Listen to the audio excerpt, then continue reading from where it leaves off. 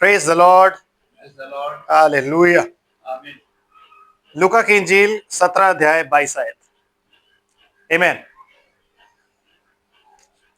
लूका की इंजील 17 अध्याय, अभी मैं 22 आयत ही पढ़ूंगा, फिर जैसे जैसे मैं खुदा अगुवाई करेगा हम आगे चलते चलेंगे। तो 22 आयत कहती है, उसने चेलों से कहा कि वे दिन आएंगे जिनमें तुम मनुष्य के पुत्र के दिनों में से एक दिन को देखना चाहोगे और नहीं देखने पाओगे। आमीन। परमेश्वर की आशीष उसके पवित्र वचन के पढ़े और सुने जाने पर हो। आमीन। Thank you Lord Jesus. आमीन। बात हमारी वहीं चल रही, सन ऑफ मैन। आमीन। हम बात करते हैं days of the son of man. आमीन। क्योंकि सारी कंफ्यूजन यही है। अगर हमें कुछ समझना है ना, तो सबसे पहले हमें समझना होगा कि हम लूत के और नूह के दिन को तो समझ गए, बट हमें समझना ये जरूरी है कि ये day of son of man क्या चीज है। Days of son of man. आमीन। बाइबल में जो बात लिखी हुई है, इस बात से यीशु मसीह अपने चेलों को क्या कह रहा है। तो कंफ्यूजन ये है कि जब हम ये बात पढ़ते हैं तो कई बार हमारी समझ में ये आता है कि यार ये बात ना यीशु मसीह ने अपने दूसरे आगमन के बारे में बोली, कि जब वो दूसरे आगमन पे आएगा। आमीन। और जब वो दूसरे आगमन पे आके और यहाँ जब बैठेगा, जब जो भी होगा, उन दिनों के बारे में बोला हुआ है। तो प्लीज हम थोड़ा थोड़ा बाइबल में देखते चलेंगे कि ये बातें क्या हैं और ये बातें इनका एक्चुअली इनका मतलब क्या है, क्या कहना चाहती हैं। तो हम निकालते जकरिया नबी की पुस्तक, उसका 14 अध्याय, बुक ऑफ जकराया एंड चैप्टर 14, उसकी पहली आयत से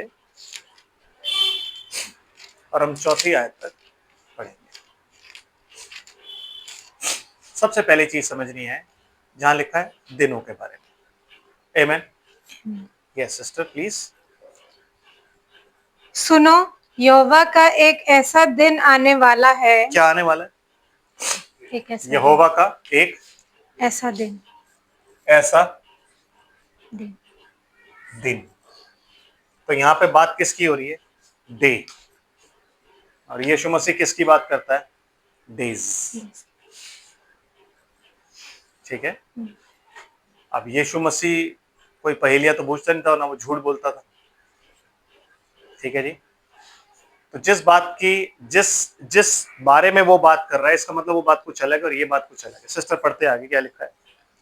सुनो, यहोवा का एक ऐसा दिन आने वाला है जिसमें तेरा धन लुटकर तेरे बीच में बांट लिया जाएगा। हाँ जी। क्योंकि मैं सब जातियों को यरूशलेम से लड़ने के लिए इकट्ठा करूंगा। हाँ जी। और वह नगर ले लिया जाएगा जी। और घर लूटे जाएंगे जी। और स्त्रियां भ्रष्ट की जाएंगी। हाँ जी। नगर के आधे बंधुआई में जाएंगे, हाँ जी। परंतु प्रजा के श्रेष्ठ लोग नगर ही में रहने पाएंगे। जी। तब यहोवा निकलकर उन जातियों से ऐसा लड़ेगा जैसा वह संग्राम के दिन में लड़ा था। हाँ जी। उस दिन वह जैतून के पर्वत पर पांव रखेगा। कहाँ रखेगा? तो जैतून। कंफ्यूजन ये है कि लोग सोचते हैं कि ये जो आना है वो आना है कि वो जैतून के पर्वत पर क्या करेगा? आके पांव रखेगा। आमीन। किस दिन? ये एक दिन की बात है जिसमें वो क्या करेगा? माउंट ओलिव बोलते हैं इसको। माउंट ओलिव पे पांव रखेगा और माउंट ओलिव जो है वो दो भाग हो जाएगा। लिखा हुआ है, पढ़िए। पांव रखेगा जो पूर्व की ओर यरूशलेम के सामने है। हाँ जी। तब जैतून का पर्वत पूर्व से लेकर पश्चिम तक बीचों बीच से फटकर बहुत बड़ा खड़ा हो जाएगा। गड्ढा हो जाएगा। बहुत बड़ा खड्डा हो जाएगा। तब आधा पर्वत उत्तर की ओर और आधा दक्षिण की ओर हट जाएगा। यस। चौथी आयत हो गई। ओके। तो यहाँ पे यहोवा जिस बारे में बात करता है वो क्या है? Mount olive. जिसका कंफ्यूजन ये होता है कि लोग सोचते हैं भाई ये उस आगमन की बात है कि वो पैर रखेगा। तो इस पैर को आप याद रखिए। मैं यहाँ पे आपको क्या याद दिलाना चाहता हूँ? यहाँ पे मैं दिलाना चाहता हूँ कि जब उस दिन की बात लिखी हुई है ना, तो that is called a day, जिसे कहते हैं एक दिन, यहोवा का दिन। यहोवा के दिन नहीं लिखा होता। कहीं लिखा है यहोवा के दिन? आमीन, नहीं लिखा हुआ ना। थोड़ा सा और देख लेते हैं, क्या पता कहीं और लिखा हो। तो मलाकी निकालते हैं, मलाकी नबी की पुस्तक, उसका 4 अध्याय 5 आयत। मैं आपको क्यों पढ़वाता हुआ चल रहा हूँ, उसका रीजन ये है कि ताकि मैं आपको बाइबल से सारे प्रूफ दे सकूं।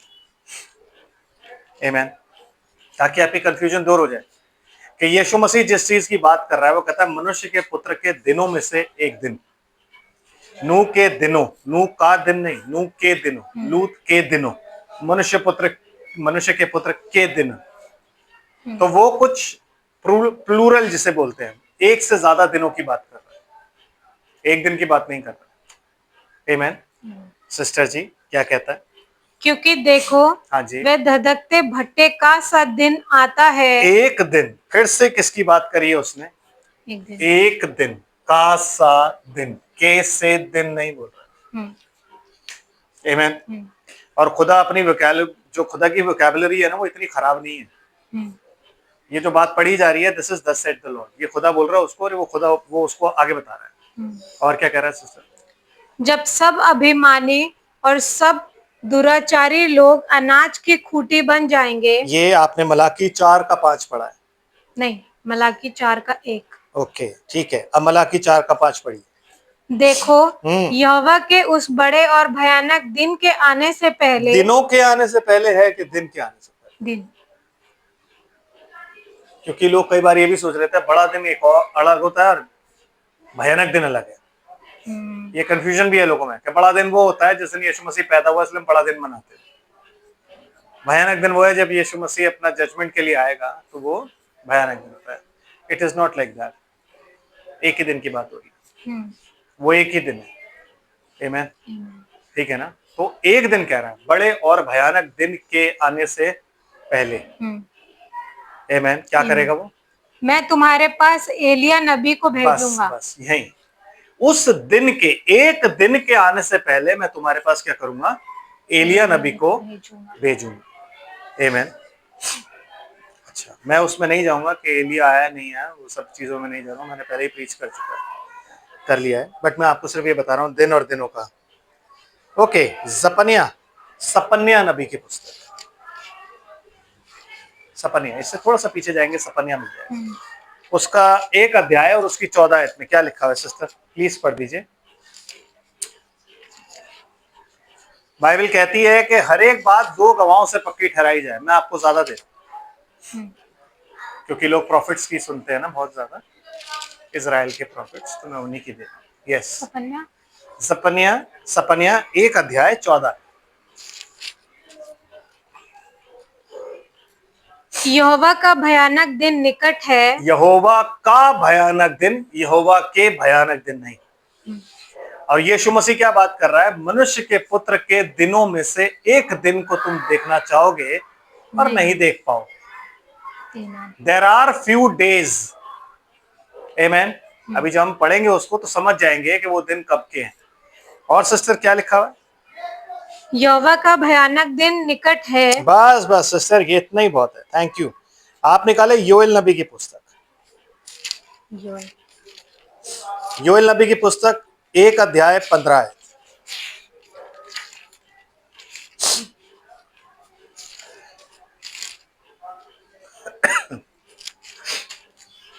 यस, योएल नबी की पुस्तक 1 अध्याय 15 है।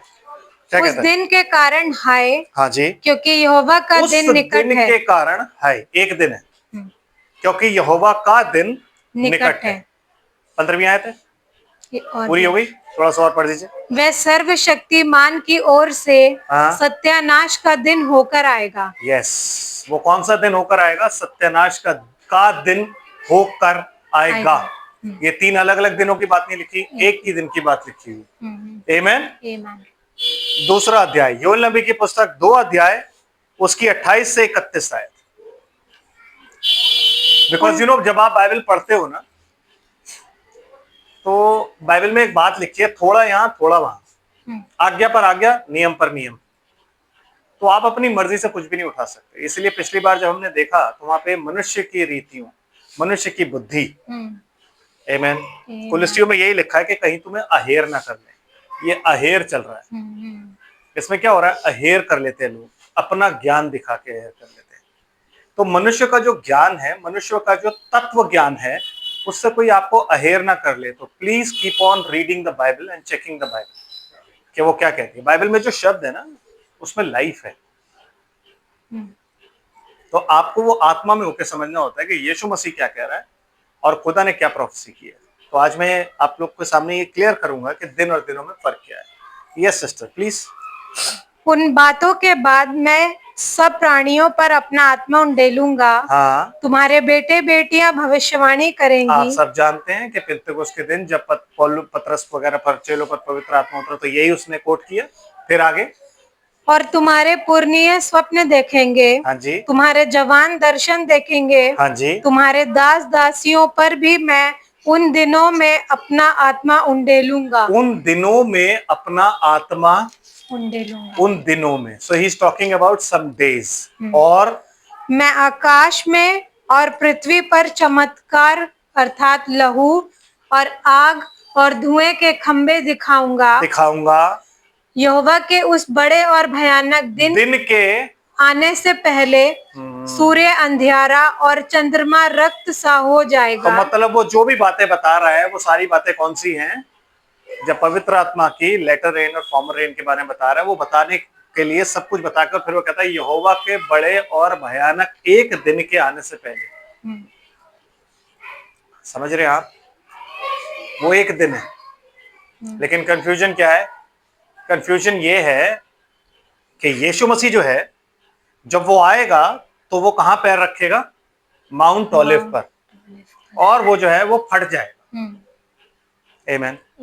और ब्रदर बनम हमें ये सिखाते हैं कि बाइबल का आंसर बाइबल में होता है, बाइबल के बाहर कोई भी नहीं होता। अगर आपका क्वेश्चन बाइबल का है तो आंसर भी बाइबल में ही। तो निकालिए सिस्टर, प्रकाशित वाक्य की पुस्तक, उसका 10 अध्याय पढ़िए, पहली आयत से। फिर मैंने एक और शक्तिशाली स्वर्गदूत को बादल ओढ़े हुए स्वर्ग से उतरते देखा। उसके सिर पर मेघधनुष था। उसके सिर पर क्या था? मेघधनुष। उसके सिर पर एक मेघधनुष था। और कौन है ये? बलि स्वर्गदूत है। और ये बलि स्वर्गदूत किसको रिप्रेजेंट करता है? Angel of the covenant which is Lord Jesus Christ. वाचा के दूत को ये रिप्रेजेंट करता है। और वो कौन है? प्रभु यीशु मसीह। तो सिस्टर फिर क्या हुआ? उसका मुंह सूर्य के समान और उसके पांव आग के खंबे के समान थे। तो ये आप प्रकाशित वाक्य में पढ़ सकते हैं पहले अध्याय में। यीशु मसीह का जो रूप है वो ऐसे ही। और उसके हाथ में एक छोटी सी खुली हुई पुस्तक थी। खुली हुई पुस्तक है उसके हाथ में। और उसने अपना दाहिना पांव समुद्र पर, उसने अपना दाहिना पांव समुद्र पर और बायां पृथ्वी पर रखा। ब्रदर, उसने दोनों पांव तो पृथ्वी पर नहीं रखे। So when he is coming to claim the earth, वो अपना दाहिना पांव समुद्र पर और अपना बायां पांव पृथ्वी पर रखता है। आमीन। ये बात सही है। माउंट ओलिव पे उसने पांव रखा है। जो पांव लैंड पे उसने रखा है, माउंट ओलिव ही है। आमीन। लेकिन जो पांव उसने समुद्र पे रखा, वो कहां था? है ब्रदर? बट बाइबल से पता करना पड़ेगा कि जेंटाइल लैंड है भी या नहीं। So let's go to Revelation 17 verse 1। जिन 7 स्वर्गदूतों के पास वह 7 कटोरे थे, उसमें से एक ने आकर मुझसे कहा, ये कहा, इधर आ, इधर आ, मैं तुझे उस बड़ी वेश्या का दंड दिखाऊं जो बहुत से पानी पर बैठी है। जो कहाँ बैठी हुई है? बहुत से पानी। कहाँ बैठी हुई है ब्रदर? बहुत से पानियों पर बैठी हुई है। ओके, अब इस पानी को एक्सप्लेन कर देते हैं सिस्टर। आप इसको रेवलेशन, वही सेम चैप्टर है, 17 चैप्टर, उसकी 15th वर्स पढ़ दीजिए प्लीज। क्या लिखा है? फिर उसने मुझसे कहा, जो पानी तूने देखे जिन पर वह वेश्या बैठी है, वह तो लोग और भीड़ और जातियां और भाषाएं हैं। जो 10 सींग। कौन है वो? पानी जो तूने देखे वो कौन है? लोग, जातियां, भाषाएं, भीड़ और भीड़। विच मीन्स पानी जो है वो किसको रिप्रेजेंट करता है? The gentile land. Amen. क्योंकि सिर्फ एक लैंड है इस पृथ्वी पर जिसे खुदा अपना लैंड कहता है, और वो लैंड कौन सा है? इजराइल, जहां उसका शोडाउन हमेशा होता Amen. है। आमीन। उसके अलावा, उस इजराइल के अलावा जितना जेंटाइल है, जितने भी अन्य जाति देश हैं, वो सब उसके लिए क्या है? सी। ठीक है, कंफर्म करते हैं इसको। भजन संहिता 144 और 7 आयत।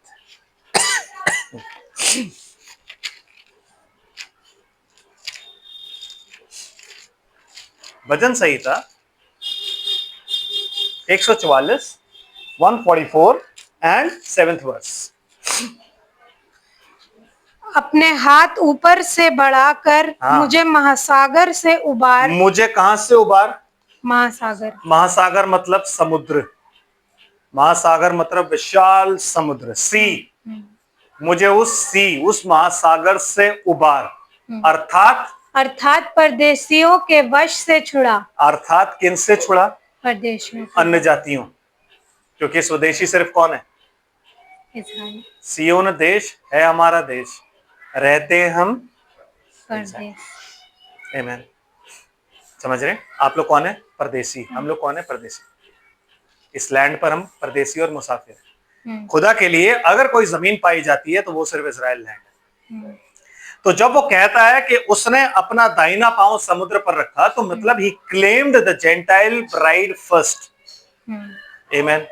और उसके बाद उसने क्या किया? दूसरा पांव अपना कहां रखा? लैंड, जो कि इजराइल है। तो ब्रदर, मैं कैसे कह दूं कि ये दिन वो दिन है? क्योंकि ये एक फिगरेटिव लैंग्वेज है और इसमें गैप है। तो इंसान जब ये बातें बोले ना, तो उसको पहले पूरी बाइबल समझ लेनी चाहिए। खुदा के आगे दुआ करके बैठे और समझे तो समझ में रियली आ सकता है उसको। आमीन। तो दो जगह पैर रखेगा, एक समुद्र और एक लैंड। ठीक है, एक उदाहरण दे दिया, एक और दे देते हैं। डैनियल नबी की पुस्तक निकालते हैं और उसका 7 अध्याय निकालते हैं, ताकि हमें कंफर्म हो जाए। दो हमने ओल्ड टेस्टमेंट से ले लिए और दो हमने न्यू टेस्टमेंट से ले लिए गवाह। आमीन। एक गवाह जो है वो खुद यीशु मसीह है, प्रकाशित वाक्य की पुस्तक उसी की है। और दूसरा गवाह हमने लिया साम, दाऊद, और साथ में डैनियल। 7 अध्याय पहली आयत। बेबीलोन के राजा बेलतशस्सर के पहले वर्ष में हाँ जी, दानियल के पलंग पर स्वप्न और दर्शन देखे। दानियल ने पलंग पर स्वप्न और दर्शन देखे। हाँ जी, तब उसने वह स्वप्न लिखा और बातों का सारांश भी वर्णन किया। हाँ जी। दानियल ने ये कहा, मैंने रात को ये स्वप्न देखा कि महासागर पर चारों ओर आंधी चलने लगी। कहां पर? महासागर पर। कहां आंधी चल रही है? महासागर पर, समुद्र पर आंधी चल रही है। और तब समुद्र में से 4 बड़े बड़े जंतु कहां से निकले हैं? समुद्र। जितने भी स्कॉलर्स है बाइबल के, जो आज अपने आप को तोप समझते हैं और डैनियल नबी को कोट करते हैं, विलियम ब्रनम का ही मैसेज कोट कर रहे हैं आज, उन्हें अच्छी तरीके से पता है ये जो समुद्र में से जानवर निकले हैं, ये सारे जेंटाइल किंग्स हैं। इनमें से कोई लैंड से नहीं निकला है, सिवाय एक के। कौन? प्रकाशित वाक्य 13 अध्याय 14 आयत में एक लैंड से निकला है। कौन? अमेरिका। क्योंकि ज्यूज जो थे उसका बेस थे, उन्होंने वो लैंड बनाया। समझ आ रहा है? तो कोई भी नहीं निकला, सब जो है कहां से निकले हैं? समुद्र से। तो समुद्र क्या है? Gentile land. तो जब उसने अपना पहला पैर, सब जानते हैं वो, ठीक है, सबको पता है कि वो बलि स्वर्गदूत है, सबको पता है कि वो वाचा का दूत है, सबको पता है वो प्रभु यीशु मसीह है। और जब उसने पहला पांव जमीन पर, क्या कहते हैं, सी पर रखा, समुद्र में रखा, और दूसरा पांव जब उसने लैंड पर रखा, तो उसका मतलब क्या है? उसका मतलब ये है कि पहले उसने जेंटाइल ब्राइड को क्लेम किया। जब वो जेंटाइल ब्राइड उठा लेगा, आमीन, उसके बाद वो अपना दूसरा पांव का रखेगा। इसीलिए जब तक ब्राइड जमीन पर है ना, तब तक इजराइलियों का कोई छुटकारा नहीं है। एक लंबा प्रोसेस है। आमीन। तो जब वो पैर रख रहा है, जब वो क्लेम कर रहा है, एक खुतली हुई पुस्तक उसके हाथ में है, और वो अपनी दुल्हन को जेंटाइल से निकाल रहा है।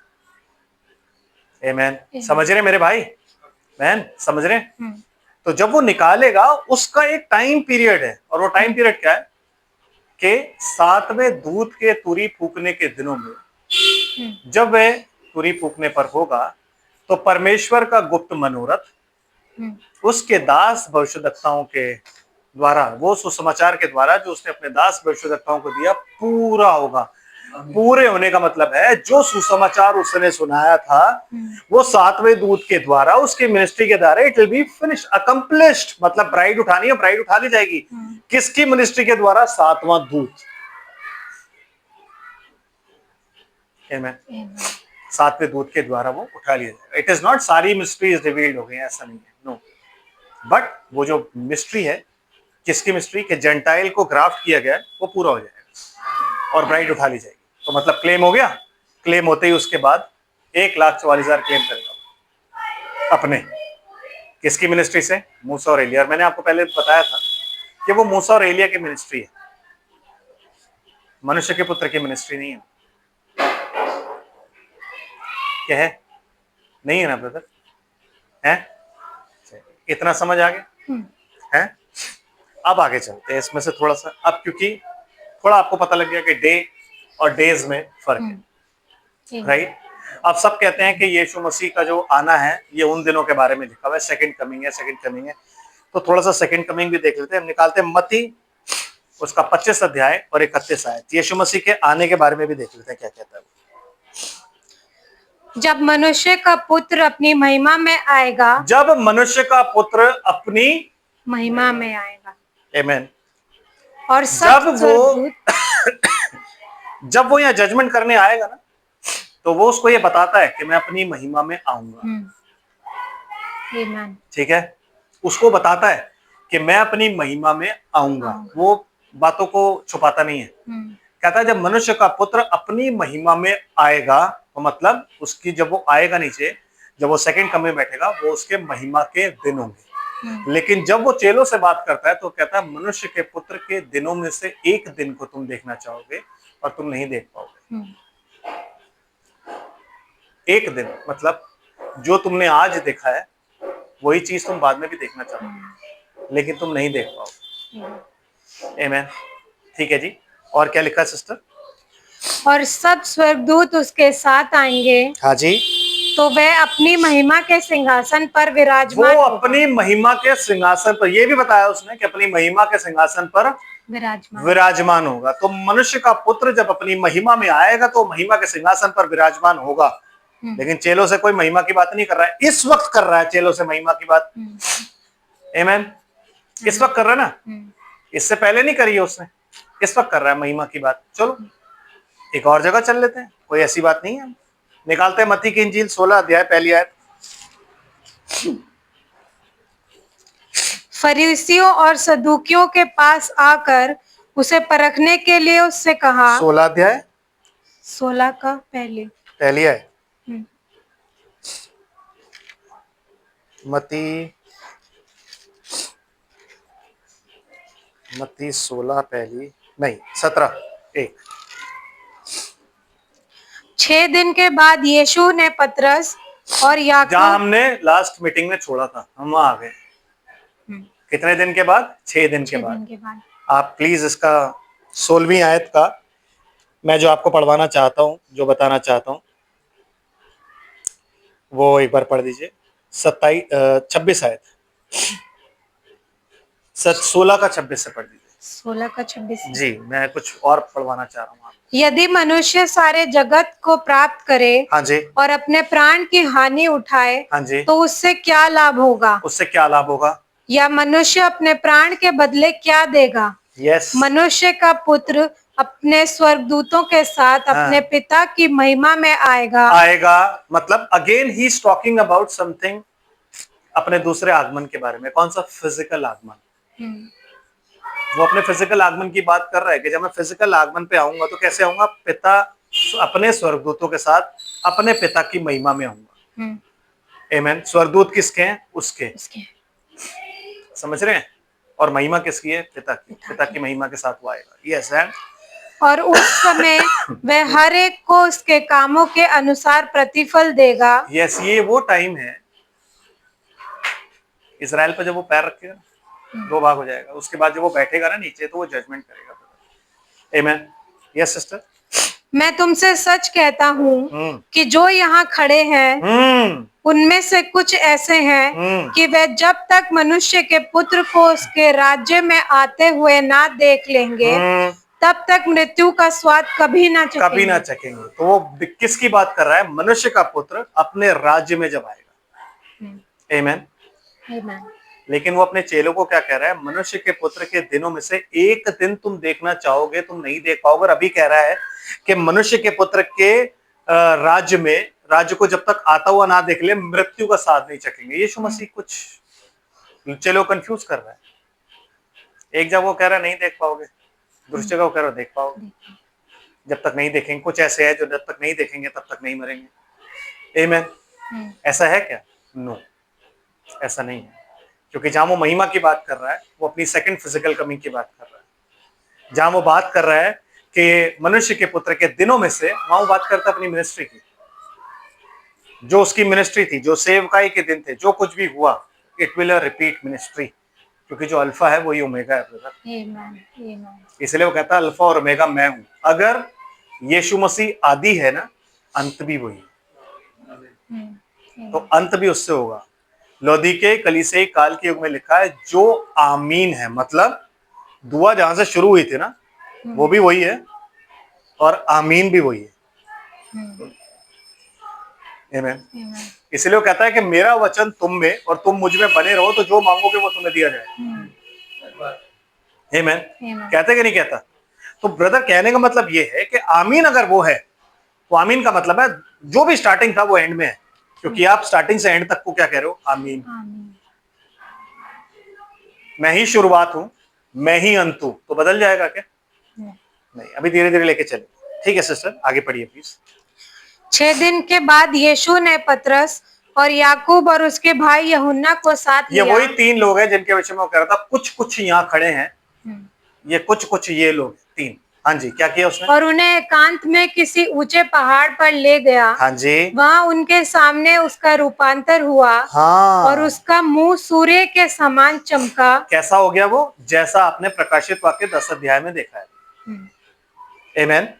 वो वैसा हो गया। मतलब मनुष्य का पुत्र अपने राज्य में कैसा होगा उन्हें दिखाई दे रहा है। आमेन। यस। और वो कौन से दिन होगा? 7वें दिन। इसलिए 6 दिन के बाद 7वें दिन वो उनको ले गया। यीशु मसीह जो भी करता था ना उसके पीछे कोई ना कोई दृष्टांत होता था, कोई ना कोई राज होता था, कोई पैराबल होता था, उसका करने का कोई रीजन होता था। ऐसे ही नहीं कुछ भी कर देता था। आमीन।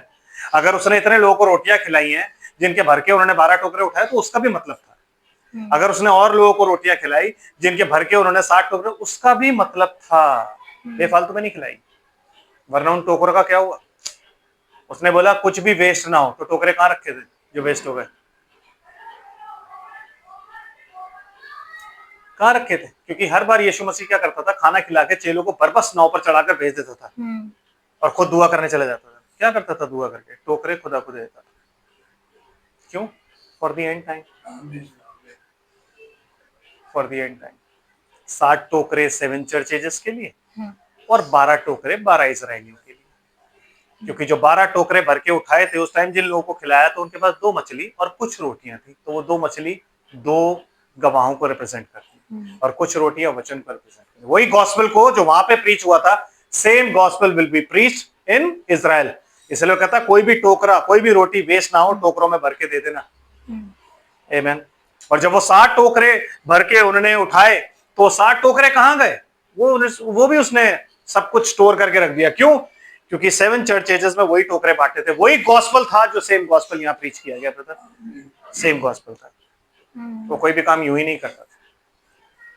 उसने यूं ही पानी को वाइन नहीं बनाया, रीजन था।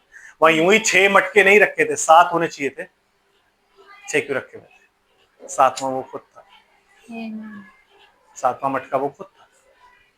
आमीन। जो जल मैं तुझे दूंगा, अगर तू वो जल पिएगी तो तुझमें से जीवन के जल की नदियां फूट निकलेगी। 7वां मटका वो खुद था। आमीन। और वो मटके क्यों रखे थे? वो लोगों के शुद्ध करने के लिए रखे हुए थे। तो सातवां जो शुद्ध करता है वो खुद था। Yes sister please. और उसका वस्त्र ज्योति के समान उजला हो गया आमीन। और मूसा और एलिया उसके साथ बातें करते हुए ने दिखाई दिए। कौन दिखाई दिए? मूसा और एलिया। पिछली बार मैंने आपको जैसे बताया। यस। इस पर पतरस ने यीशु से कहा, हाँ जी। हे प्रभु। हे प्रभु। देखो पतरस कितना रिलीजियस बन रहा है ना? पतरस बहुत रिलीजियस आदमी था। पतरस मतलब इतना आत्मविभोर हो जाता था ना चीजों को देख के। पतरस कहता, प्रभु मैं तेरे लिए अपनी जान भी दूंगा, तू अकेला नहीं मरेगा प्रभु, साथ मरूंगा तेरे। जब यीशु मसीह को घूंसे और थप्पड़ पड़ते हुए देखे ना, कहता यहोवा की शपथ मैं इस आदमी को जानता भी नहीं, बहुत बुरा आदमी है। कौन है ये? मैं जानता भी नहीं इसको। धिक्कार है मुझ पर अगर मैं इस आदमी को जानता। आमीन। है कि नहीं? पतरस वो आदमी की चाबी पास में आते ही और यीशु मसीह कहता है प्रभु ऐसा ना हो कि तू मरे। और आज क्या कह रहा है? एकदम देखते ही प्रभु 3 मंडप बनाओ। Religion, Trinity. आमीन। 3 मंडप बनाऊं, एक तेरे लिए, एक मूसा के लिए, एक एलिया के लिए। ये एंड टाइम बिलीवर्स हैं। यस, ये एंड टाइम बिलीवर्स हैं। सबके चर्चेस में आपने देखी होंगी फोटो में, और कहते हैं हम कैथोलिक नहीं है। तो फोटो क्या कर रही है? फोटो क्या कर रही है? क्योंकि वो भी पतरस की तरह ही है। आमीन। जैसे पतरस था ना, वो बिल्कुल पतरस की तरह है। हाँ, है प्रभु। ये ब्रैनमाइट्स हैं जिनके चर्च में, क्योंकि उन्होंने जैसे ही देखा ना, देखते बुलाया इसकी फोटो विद क्लाउड, उसकी फोटो विद क्लाउड, इसकी फोटो विद क्लाउड, बीच में क्लाउड, वहां क्लाउड की फोटो, वहां cloud. No word, no word. आमीन। समझ रहे हैं? यस। पतरस ने भी यही किया, क्योंकि पतरस भी क्या करना चाहता था। पतरस को पता नहीं था, क्योंकि पतरस के पास तब आत्मा नहीं था। ब्रदर, बहुत से लोग अपने आप को मैसेज बिलीवर कहते तो हैं, लेकिन आत्मा नहीं है। आमीन। आत्मा होता है ना जब तो इंसान वो करता है जो पतरस ने आत्मा पाने के बाद किया था। उसने कभी नहीं बोला कि मैं मूसा और एलिया की भी मूर्ति बनाऊं और तेरे लिए भी एक मंडप बनाऊं और तीनों के लिए मंडप बनाऊं यहाँ पे, और तुम हम यहीं रहते हैं, हमें जाना ही नहीं नीचे। तो कहता भाई नीचे जाना पड़ेगा, तुम्हें टेस्टिफाई करना है तो नीचे जाना जरूरी है। ये तो प्रोफेसी है कि मैंने तुम्हें दिखाया है। मैं ये दिखाना चाहता था कि जब तक इनमें से कुछ मनुष्य के पुत्र को अपने राज्य में आए हुए ना देख ले, मृत्यु का स्वाद नहीं चखेंगे। है ना? तो वो प्रोफेसी में आज पूरी कर। आमीन। फिर क्या होता है जी? हे प्रभु, हमारा यहाँ रहना अच्छा है। अच्छा है, मतलब कोई भी आदमी नहीं चाहता मैं घर जाऊं। आपने देखो गवाहियां होती है कन्वेंशन के बाद, मेरे तो मन ही नहीं कर रहा घर जाने का, मेरे को लगता है मैं वहीं पे ही रहूं, क्या नौकरी कर रहा हूँ, क्या फलाना कर रहा हूँ। कन्वेंशन इसलिए नहीं होती कि घर बार छोड़ के आपका मन करे वहां बैठ जाओ। कन्वेंशन इसलिए होती है कि आपकी स्पिरिट रिवाइव हो और उसके बाद जाके वापस प्रीच करो। यू मस्ट कम बैक, क्योंकि टेस्ट आपका यही है। है कि नहीं? टेस्ट यही है। दुनिया को तो आपने फेस करना ही करना, टेस्ट आपका दुनिया में ही है। तो यहाँ रहना हमारा अच्छा है प्रभु, कितनी अच्छी बात है। तू है, मूसा है, और क्या चाहिए? हम पहाड़ पर आ गए, एकांत में है, यहीं से ही ऊपर। Rapture no, you must go back to the world. Yes. And यदि तेरी इच्छा हो हाँ, तो मैं यहाँ 3 मंडप बनाऊं। मैं यहाँ पे 3 मंडप बनाऊं यदि तेरी इच्छा हो, क्योंकि मैं तुझसे बहुत ज्यादा प्यार करता हूँ और मैं चाहता हूँ कि मैं ये सब करूँ तेरे लिए। आमीन। Yes sister. एक तेरे लिए, हाँ, एक मूसा के लिए, हाँ, और एक एलिया के लिए। और हम तीनों यहाँ बैठ के तुम्हें देखते रहें, हम तुम्हारी इबादत करें। फिर ये जो पर्वत है ये एक बन जाए पिलग्रिमेज। पिलग्रिमेज को हिंदी में क्या कहते हैं? एक ऐसी जगह जहां लोग दर्शन करने जाते हैं ना। मुझे जेफरसन विलेज जाना है, देखने जाना है, मुझे यहाँ जाना है, मुझे वहां जाना है, मुझे इजराइल जाना है, मुझे गत्समनी का बाग देखना है, मुझे विलियम ब्रनम की कब्र देखनी है। तो यहाँ मैं 3 मंडप बनाऊं, हम यही रहेंगे। उसके बाद जिसको आना ऊपर आ जाएगा, हम जाके क्या करेंगे? फिर वे बोल ही रहा था कि एक उजले बादल ने उन्हें छा लिया। ब्रदर, और उजले बादल ने क्या बोला? और उस बादल में से ये शब्द निकला, हाँ यह मेरा प्रिय पुत्र है, हाँ, जिसमें मैं प्रसन्न हूँ, आमेन, इसकी सुनो। इसकी सुनो। तो जब ये बोला गया कि ये मेरा प्रिय पुत्र है जिससे, तो आप अपनी बाइबल को प्लीज सारे इंग्लिश ट्रांसलेशन में देख लो, क्योंकि जहां जहां जिस से लिखा है वहां पे जिस में है, मतलब इन होम। इन होम का मतलब खुदा उसमें dwellता, तीन खुदा नहीं है कहीं, एक है। In him I am well pleased, amen. इसकी सुनो, किसी और की मत सुनो ब्रदर। अब इसका मतलब ये नहीं है कि आप विलियम ब्रैनम की मत सुनो, नो नो नो। यूहन्ना क्या था यीशु मसीह के लिए? बिकॉज विलियम ब्रैनम भी एक फोरनर थे। तो जब यूहन्ना की गवाही दे रहा होता है यीशु मसीह, तो क्या कहता है? वो जलता हुआ दीपक था तुम्हारे लिए, जो थोड़ी देर के लिए जला, उसने रोशनी दी, तुम उसकी रोशनी में चले, तुम्हें अच्छा लगा, लेकिन वो किसकी तरफ इशारा कर रहा था? मेरी तरफ। तो ये मेरा प्रिय पुत्र है, इसकी सुनो। यही हमारी प्रॉब्लम है कि आज की डेट में हम उसकी नहीं सुन रहे हैं। किसकी सुन रहे हैं? हम पास्टर्स की सुन रहे हैं, हम पादरियों की सुन रहे हैं, हम बिशप्स की सुन रहे हैं, आमेन। हम चर्च के बड़े लीडरों की सुन रहे हैं, एडॉक कमेटी की सुन रहे हैं, हम भाई इसकी सुन रहे हैं, हम भाई उसकी सुन रहे हैं, हम भाई इसके वचन को thus said the Lord कहते हैं, हम भाई उसके वचन को thus said the Lord कहते हैं, लेकिन thus said the Lord यीशु मसीह खुद है। इसकी सुनो। इसीलिए पौलुस की भी जो सुनता था ना, वो जाके पवित्र शास्त्र में खोजता था कैसा है या नहीं। यही वजह है कि आज की डेट में भाई ब्रैनम ने बोला कि बहुत से ऐसे होंगे जो लोगों को भरमाएंगे, और हो सके तो चुने हुए को भी भरमा लेंगे, इतने करीब होंगे। वो कौन है? वो यही लोग हैं जो भरमा रहे हैं, जो कह रहे हैं वो झूठा था, उसकी मिनिस्ट्री नहीं, उसकी फलाना नहीं, उसके ढमाना। कोट करते हैं वर्ड को, ऐसा वचन कोट करते हैं जिस कोट से आपको लगे यार तो सही बात कह रहे हैं, लेकिन काउंटर लेना नहीं चाहते। तो काउंटर ही दे रहा हूं कि ये भी लिखा है, आमेन। और कहां से लिखा है? डैनियल नबी की पुस्तक में, यहां से वहां से, बाइबल में से निकाल के बता रहा हूं, अपनी खोपड़ी तो नहीं इस्तेमाल करी मैंने, आमेन। पतरस को खुदा ने क्या बोला? कि ये मेरा प्रिय पुत्र है, इसकी सुनो। किसी की सुनो तुम, बाकियों की छोड़ दो, आमेन। यस सिस्टर, फिर क्या हुआ? चेले ये सुनकर मुंह के बल गिर गए। हाँ, जैसी चेलों ने सुना ना, मुंह के बल गिर गए। किसके आगे? Yes brother. और अत्यंत डर गए। क्यों? क्योंकि हम कुछ और बोल रहे थे, खुदा को पसंद नहीं आया लगता है। और खुदा की आवाज ऐसी होती है कि आप अत्यंत डरते हो ब्रदर। जब खुदा उतरा था ना पहाड़ पे, वो अभी बोलना वाला, अभी तो बोला भी नहीं था, अभी वो उतर रहा था, पहाड़ कांप रहा था, तो इजरायलियों के घुटने कांप रहे थे, वो कह रहे भाई हम नहीं मिलेंगे, तो वो अत्यंत डर गए, आमेन। यस, क्योंकि अभी उन्हें हियाव नहीं है, क्योंकि अभी उनके पास पवित्र आत्मा नहीं है। Yes sister. एंड यीशु ने पास आकर उन्हें छुआ और कहा, उठो, डरो मत। डरो मत। तब यीशु उन्होंने, मसीह जब भी आपके पास आएगा, या यीशु मसीह अपना संदेश लेके आएगा, तो आपको क्या बोलेगा? डरो मत। शैतान जब भी आपके पास आएगा, वो क्या कहेगा? डरो। शैतान डरा के रूल करता है, यीशु मसीह डरो मत, स्वतंत्र हो,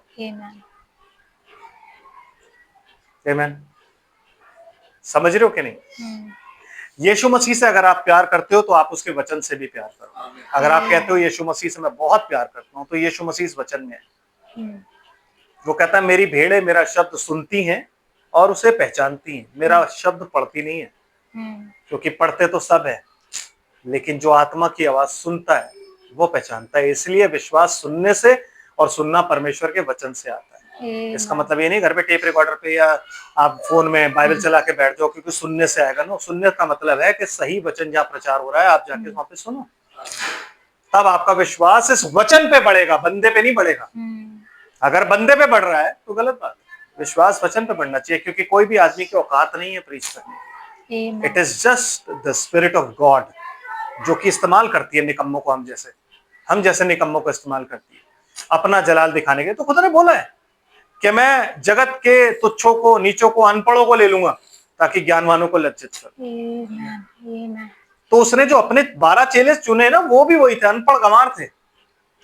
इसीलिए वो फरीसी लोग कहते हैं यार ये पढ़े लिखे तो है नहीं, इनके पास ये विद्या कहां से आ गई। पढ़े लिखे का मतलब ये नहीं था कि हैंड राइटिंग से कुछ स्कूल बाहर नहीं, पढ़े लिखे का मतलब हमारे कॉलेज में तो पढ़े नहीं है, लेकिन खुदा की ये बातें कैसे जानते हैं? क्योंकि हमारे कॉलेज में तो नहीं पढ़े। तो खुदा की बातें कभी भी पढ़ाई नहीं जाती थी। मूसा कहीं ट्रेन होके नहीं आया था, कोई भी प्रॉफिट कहीं ट्रेन होके नहीं आया, यीशु मसीह खुद ट्रेन होके नहीं आया, चेले खुद ट्रेन होके नहीं आए। आपको पता चेले जब यीशु मसीह के साथ थे क्या करते थे? Do you know? सिर्फ देखते थे, सिर्फ देखते थे। उसने एक बार सबको काम वाम करने के लिए भेजा, काम वाम करके आ गए, उसके बाद देखते थे। यीशु मसीह दुआ करने जा रहा है, देखते थे, दुआ करने, यीशु मसीह वापस आ रहा है, देखते थे। इसीलिए उससे जब पूछा ना कि यार ये तेरे चेले उपवास क्यों नहीं करते? यूहन्ना के तो करते, कहता दूल्हा जब तक उनके साथ है वो उपवास करेंगे नहीं करेंगे, वो समय आएगा जब वो करेंगे। अभी दूल्हा साथ में है तो वो खाते पीते ऐश करते हैं, उन्हें जरूरत नहीं है। तो चेलों की ना वो जो पीरियड था ना 3.5 साल का, बड़ा औसम पीरियड था। देखते रहते थे, समझते रहते थे, देखते रहते, समझते रहते, देखते रहते, समझते रहते थे। बहुत सी बातें नहीं समझ पाते थे, लेकिन इंतजार किया किसका? आत्मा उतरने का। आमीन। समझ रहे? यस। फिर क्या हुआ जी? तब उन्होंने अपनी आंखें उठाई और यीशु को छोड़ा और किसी को न देखा। किसी को नहीं देखा। और जब वे पहाड़ से उतर रहे थे, हाँ, तब यीशु ने उन्हें ये आज्ञा दी, यस, जब तक मनुष्य का पुत्र मरे हुओं में से ना जी उठे, हाँ जी, तब तक जो कुछ तुमने देखा है हाँ जी, किसी से ना कहना। वो बात किसी से नहीं कहना जो तुमने देखी है। मतलब मनुष्य के पुत्र को उसके राज्य में जो तुमने देख लिया ना, वो बात किसी पर जाहिर मत करना। इसलिए उन्होंने किसी पर जाहिर नहीं करी। लेकिन जब आप पतरस की पत्री पढ़ोगे तो उसमें उसने मेंशन किया है, हमने उसे देखा। जब आप यूहन्ना की पत्री पढ़ोगे तो उसमें देखोगे वो कहता है हमने उसे देखा। आमीन। उसमें वो मेंशन करते हैं, क्यों? अब वो मर चुका है और अब ये पत्रियां लिख रहे हैं, तो कहता है जब तक मर के जी ना उठे तब तक कैसे नहीं आना। उसके बाद तुम जितना बोलना बोलो, कोई टेंशन नहीं। तो उसके बाद उन्होंने उसको मेंशन किया, उससे पहले मेंशन नहीं किया। अब चेलों का एक सवाल है। इस पर उसके चेलों ने उससे पूछा, फिर शास्त्री क्यों कहते हैं कि एलिया का पहले आना आवश्यक है? इतनी नॉलेज उनको थी क्योंकि वो चर्च जाते थे, उन्हें मैसेज मिलता, सुनते थे वो लोग कि एलिया पहले आएगा और आके सब कुछ सुधारेगा। तो क्या कहता है यीशु मसीह? उसने उत्तर दिया, एलिया अवश्य आएगा और सब कुछ सुधारेगा। मतलब वो जो यीशु मसीह आया था वो सोच रहे थे बड़ा और भयानक दिन आ पहुंचा है। चेले भी सोच रहे हैं, क्योंकि मलाकी में क्या लिखा है? मैं उस बड़े और भयानक दिन के आने से पहले किसको भेजूंगा? एलिया। तो उन्होंने समझ लिया कि भाई बड़ा और भयानक दिन आ चुका है। Then sister, what happened? परंतु मैं तुमसे कहता हूँ हाँ जी, कि एलिया आ चुका है। एलिया, परंतु मैं तुमसे ये कह रहा हूं, देखो दोबारा पढ़ो सिस्टर, क्या लिखा है? एलिया तो आएगा और सब कुछ सुधारेगा, दैट इज फ्यूचर। लेकिन मैं तुमसे एक बात कह रहा हूं कि एलिया आ चुका है और लोगों ने उसे नहीं पहचाना। तो आप सोचते हो अगर उस कमिंग में एलिया को नहीं पहचाना तो इस कमिंग में पहचानेंगे? If Jesus Christ is same yesterday, today and forever, सबोपदेशक की पुस्तक में लिखा है इस जमीन के आसमान के नीचे कोई भी ऐसी चीज नहीं है जो नहीं हो रही है। सब पहले हो चुका है, सब पहले हो चुका है। तो जो कुछ पहले हो चुका है वो दोबारा हो रहा है ब्रदर, बट स्पिरिचुअल फॉर्म में। तो आपको लगता है कोई पहचानेगा? नो। और सिस्टर क्या लिखा है? परंतु जैसा चाहा वैसा ही उसके साथ किया। हाँ जी, इसी रीति से मनुष्य का पुत्र भी उनके हाथ से दुख उठाएगा। हाँ जी। तब चेलों ने समझा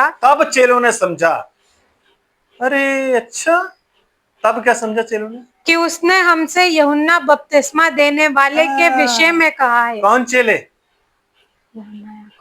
कौन थे चेले? 3 चेले समझे, जिसमें से 2 चेले किसके थे?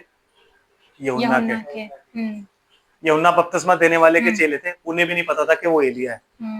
एक पतरस ही था अकेला, क्योंकि यूहन्ना और याकूब जो थे वो दोनों किसके चेले थे? यूहन्ना बपतिस्मा देने वाले के। यूहन्ना की इंजील पढ़ लेना, आपको पता लग जाएगा। आमीन। वो दोनों भी नहीं जानते थे, उसकी मिनिस्ट्री में है, उसके अंडर है, उन्होंने सब कुछ देख लिया कि ये गवाही दे रहा है, भाई इसकी गवाही दे। उन्हें नहीं पता कि ये एलिया है।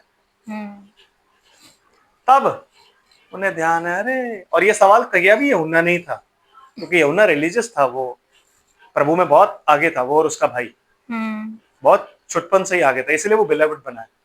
तो ये सवाल उसी का ही था कि प्रभु फिर क्यों लिखा है कि शास्त्री, क्योंकि वो शास्त्रियों के साथ रहता था। इसीलिए जब यीशु मसीह को ले गए वो किले के अंदर मारने के लिए, जब वो मार रहे थे, सवाल जवाब कर रहे थे, यूहन्ना अंदर गया, पतरस नहीं गया। फिर उसने एक लौंडी को भेज के बोला पतरस को बुला ले अंदर। तो यूहन्ना क्यों गया? क्योंकि यूहन्ना की जान बचाती, यूहन्ना चर्च जाता रहता, यूहन्ना फरीसियों के चर्च में हैकलों में जाके सुनता था, इसलिए वो पूछता है। तो जब वो ये बात कहता है, कहता है अरे अच्छा, तब यूहन्ना को ये बात पता लगती है कि एलिया, अच्छा उसने हमसे यूहन्ना बपतिस्मा देने वाले के बारे में बोला है। अच्छा, वो जो यूहन्ना बपतिस्मा देने वाला था भाई, वही एलिया था, पर वो तो ना कर रहा था। लेकिन अगर यीशु कह रहा है तो वो सच कह रहा है ना? है ब्रदर? तो आज आपको लगता है कि आप विश्वास कर सकते हो? चेले नहीं विश्वास करता है पर इस वक्त, और आपको लगता है कि आप तोप लग रहे हो यहाँ के। आमीन। ये चीजें सिर्फ विश्वास से आती है। जब आप यीशु मसीह से सवाल पूछोगे तब यीशु मसीह आपको ये चीजें बताएगा। आप खुद से नहीं जान सकते, कभी भी नहीं जान पाओगे खुद से। आमीन। This is the word of God. किसका वचन है? परमेश्वर का। और परमेश्वर इस वचन को क्या करता है? प्रकट करता है। इतना समझ आ गया है? तो जो मनुष्य के पुत्र के महिमा के दिन है, उनको मेंशन करता है कि वो महिमा के दिन। लेकिन जब वो चेलों से बात कर रहा है, कहां पे? लूका, और उसका कौन सा अध्याय था सिस्टर? 17 अध्याय, और उसकी 22 आयत में, तो वहां पे वो किसी और दिनों की बात कर रहा है, जिसमें कहता है मनुष्य के पुत्र के दिनों, एक दिन नहीं, मनुष्य के पुत्र के दिनों में से एक दिन को देखना चाहोगे। सिस्टर अब आप पूरा पढ़ो, क्योंकि यहां से हमारा मैसेज अब इतना समझने के बाद शुरू होता है। If I am not wrong, yes please 22 से पढ़िए प्लीज। फिर उसने चेलों से कहा, वह दिन आएंगे जिनसे तुम, वह दिन आएंगे, वह दिन आएगा नहीं, वह दिन आएंगे, और जिनमें तुम मनुष्य के पुत्र के दिनों में से, मतलब वो दिन जो है वो सेकंड कमिंग का डे नहीं है, क्योंकि सेकंड कमिंग का डे तो दिखा चुका है। दिखाया कि नहीं दिखाया? सेकंड कमिंग का डे दिखा चुका है। 17 अध्याय, ये 17 है। हाँ जी, है ना? हमने किस में पढ़ा कि सेकंड कमिंग हो रही है? किस में पढ़ा बताइए? रूपांतर का जो चैप्टर अभी हमने पढ़ा है, कौन सा था? मत्ती का सेकंड था ना? मत्ती का 17 अध्याय, 16-17 अध्याय। और यहाँ पे वो क्या कह रहा है कि उन दिनों में से, मतलब मनुष्य के पुत्र के महिमा के दिन कुछ और है, महिमा का दिन कुछ और है, जो अपने सिंहासन पर बैठेगा, और ये दिन कुछ और है। तो उन दिनों में से, विच मीन्स ये बहुत ढेर सारे दिन है, उन दिनों में से एक दिन हाँ जी, जिनमें तुम मनुष्य के पुत्र के दिनों में से एक दिन को देखना चाहोगे और नहीं देखने पाओगे। यस। लोग तुमसे कहेंगे, देखो अब वो क्या समझा रहा है। आमेन। क्या समझा रहा है वो? Yes sister. देखो, लोग तुमसे कहेंगे, देखो हाँ, वहां है, यहाँ, और या देखो यहाँ है, या देखो यहाँ है, परंतु तुम चले ना जाना, तुम चले मत जाना, और ना उनके पीछे हो लेना। यस। क्योंकि जैसे बिजली आकाश के एक छोर से कौंध कर जैसे बिजली आकाश की एक ओर से कौंध कर दूसरी छोर तक चमकती है, दूसरी छोर तक चमकती, मतलब लाइटनिंग स्ट्राइक्स, एक जगह से लाइट उगती है, लेकिन उसकी चमक जो है यूं निकल के दूसरी ओर जाती है। वैसे ही मनुष्य का पुत्र भी अपने दिन में प्रकट होगा। वैसे ही मनुष्य का पुत्र भी अपने दिन में प्रकट होगा। आमीन। कौन से दिन में प्रकट होगा ब्रदर? कौन से दिन में? उसी दिन में जिस दिन में वो राज करने आएगा। लेकिन वो जो टाइम पीरियड है ना, कि यहां से यूं निकल के और वहां तक जाना, दोज आर द डेज। कौन सी आयत सब कर दिया? 24। यस 24। और आगे, परंतु पहले अवश्य है कि वह बहुत दुख उठाए और इस युग के लोग उसे तुच्छ ठहराएं। मतलब he is talking about some other age. किसी और युग की बात कर रहा है, कह रहा है इस युग के लोग उसे बहुत दुख उठाए, इस युग के लोग उसे तुच्छ ठहराए। ठहराए। किससे पहले? उससे पहले कि वो दिन आए, इससे पहले कि ज्योति यहां से निकले और दूसरी छोर तक जाए, उससे पहले इस युग के लोग, मतलब कोई और युग भी है जिसके बारे में वो बात कर रहा है, जो यहाँ पर मैं नहीं जानता, जिसे वो बाइबल में ही बताएगा वो किस युग की बात कर रहा है। आमीन। यस सिस्टर, फिर जैसा नूह के दिनों में हुआ था, बस, मतलब जिन दिनों की वो बात कर रहा है उनका आइडेंटिफिकेशन क्या है सिस्टर? नूह के दिन और लूत के दिन, आइडेंटिफिकेशन ये है। आमीन। नूह का दिन कभी भी नूह जैसा नूह के दिनों में हुआ था, नूह का दिन में नहीं हुआ था, नूह के दिनों में, लूत के दिनों में, मनुष्य के पुत्र के दिन। ये प्रिपरेशन है उस टाइम के जिस टाइम पर मनुष्य का पुत्र प्रकट होगा। सेकंड कमिंग से पहले कुछ डेज है, जिन डेज के बारे में हमें बताता है, उन डेज को हम संडे को जानते हैं, क्योंकि ये चीजें एक्सप्लेन करना बहुत जरूरी है। रोशनी, और ये किस समय की बात कर रहा है? समय भी तो होना चाहिए ना, तो समय भी तुम्हें पता होना चाहिए किस समय की बात कर रहा है, तो वो सारे समय को हम संडे को देखेंगे। आमीन। क्योंकि अभी टाइम कम है, उस कम टाइम में इतना सब कुछ एक्सप्लेन नहीं किया जाता। अभी आप इन बातों को अपने ध्यान में, अपने दिल में रखिए कि जब यीशु मसीह दिनों की बात करता है तो वो दिनों की बात करता है, और जब बाइबल दिन की बात करती है तो वो एक दिन की बात करती है। तो दिनों और दिन में फर्क है। उन्हीं दिनों को हमने जानना है, सो दैट हम ये जाने कि जैसे मनुष्य के पुत्र के दिन थे, आमीन, आज भी उसके कुछ दिन हैं। जैसे वो पृथ्वी पर पहले था, आज भी कुछ दिन हैं जो स्पिरिचुअल रूप से होंगे। वो दिनों को जानना बहुत जरूरी है, सो दैट हमें ये पता लग सके कि हम किस युग में जी रहे हैं, क्योंकि एक युग की तो उसने बात बता दी, अब ये कोई और युग है जिसमें इसके दिन होंगे। आमीन। तो वो युग कौन सा है उसको हम जानेंगे। प्रभु हम सबको आशीष और बरकत दे, आप सबको आशीष और बरकत दे। प्रभु में बढ़ते जाइए, हम प्रार्थना करते हैं और संडे को इससे आगे डिस्कस करते हैं। प्यारे प्रभु